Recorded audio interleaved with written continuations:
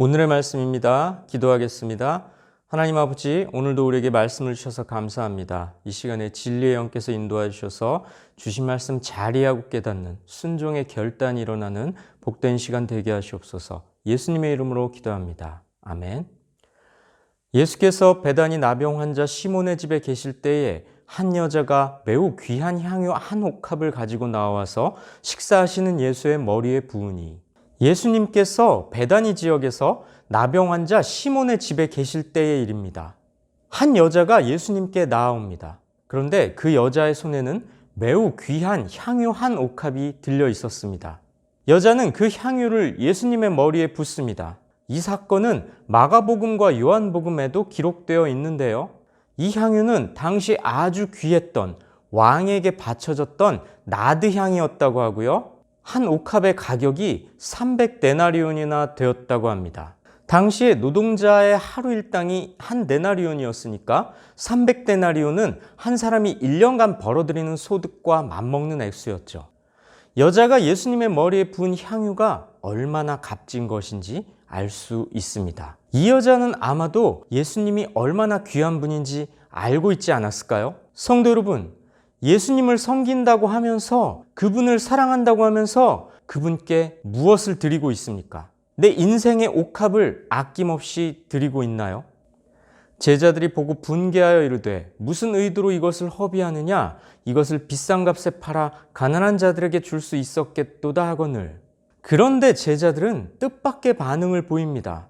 왜 향유를 낭비하느냐고 여인에게 화를 내지요. 향유를 비싼 값에 팔아서 가난한 자들에게 줄 수 있었겠다. 제자들의 관심은 여전히 물질에 있었습니다. 제자들은 이 사건의 의미를 전혀 깨닫지 못하고 있었던 거죠. 이 사건은 예수님께서 진정한 왕이심을 상징적으로 보여준 구속사적 사건이었습니다. 구약에서 왕을 세울 때 머리에 기름을 부었습니다. 대표적인 예가 다윗이죠. 다윗은 사무엘이 그에게 기름을 부음으로써 왕이 되지 않았습니까? 인간 왕은 화려하고 장엄하게 수많은 사람들 앞에서 축하를 받으며 왕으로 등극하지만, 참되고 영원하신 왕 예수님께서는 이런 모든 상식들을 뒤엎으시고 초라한 집 안에서, 그것도 이름 없는 여인에 의해 기름 부음을 받으십니다. 이로써 예수님께서는 세상 사람들이 생각하는 힘으로 이 땅을 통치하는 세상 권세자가 아니라 가장 낮고 비천한 모습이라고 할 수 있는 십자가 사역을 통해 진짜 왕이 되어주실 분이라는 걸 온 인류에게 미리 보여주고 계신 겁니다. 예수님께서는 무지한 제자들을 제지하시면서 이렇게 말씀하십니다. 예수께서 아시고 그들에게 이르시되 너희가 어찌하여 이 여자를 괴롭게 하느냐? 그가 내게 좋은 일을 하였느니라. 가난한 자들은 항상 너희와 함께 있거니와 나는 항상 함께 있지 아니하리라. 이 여자가 내 몸에 이 향유를 부은 것은 내 장례를 위하여 함이니라. 예수님께서는 여인의 행동이 당신에게 좋은 일이었다고 말씀하십니다. 가난한 자들이란 언제나 있을 수밖에 없지만, 예수님께서는 이제 곧 체포되시어 십자가 사역을 감당하셔야 하기 때문이죠. 여자가 예수님께 향유를 부은 것은 예수님의 장례를 위한 일이었습니다. 당시 유대인들은 장례를 치르는 중에 기름을 붓는 전통이 있었습니다. 그래서 마가복음을 보면 세 여인이 돌아가신 예수님의 몸에 기름을 바르려고 무덤에 찾아가죠. 하지만 예수님께서는 이미 부활하셨기 때문에 기름을 바를 수가 없었습니다.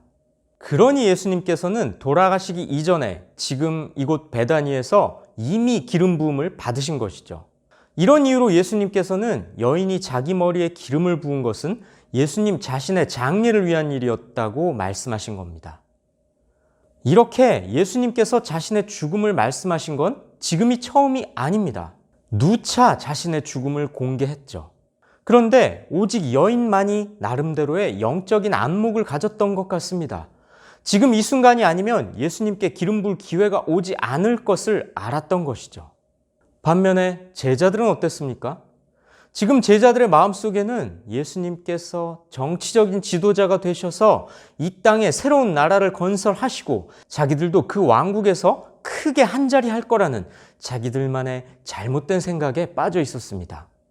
그렇기 때문에 십자가 죽음을 앞두고 있는 스승의 마음을 조금도 헤아리지 못했던 거죠. 예수님께서는 여인의 행동을 다시 한번 치하하십니다. 내가 진실로 너에게 이르노니 온 천하에 어디서든지 이 복음이 전파되는 곳에서는 이 여자가 행한 일도 말하여 그를 기억하리라 하시니라. 복음이 전파되는 곳에는 어디서든지 이 여인과 이 여인의 행위가 기억될 것이다. 예수님께서는 이렇게 말씀하십니다.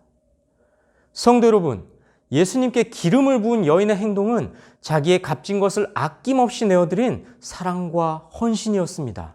우리는 어떻습니까? 내가 예수님께 기꺼이 내어드리지 못하고 있는 나의 탐욕은 무엇입니까?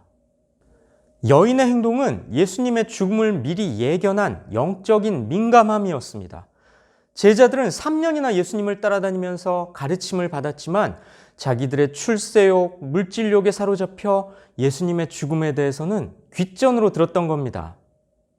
성도 여러분, 우리는 계속해서 성경을 통해 하나님의 말씀을 듣지만 욕망과 이기심에 사로잡혀 그 말씀을 건성으로 듣고 불순종을 계속하고 있지는 않습니까? 여인의 행동은 구속사에 영원히 기억될 가치 있는 행동이었습니다.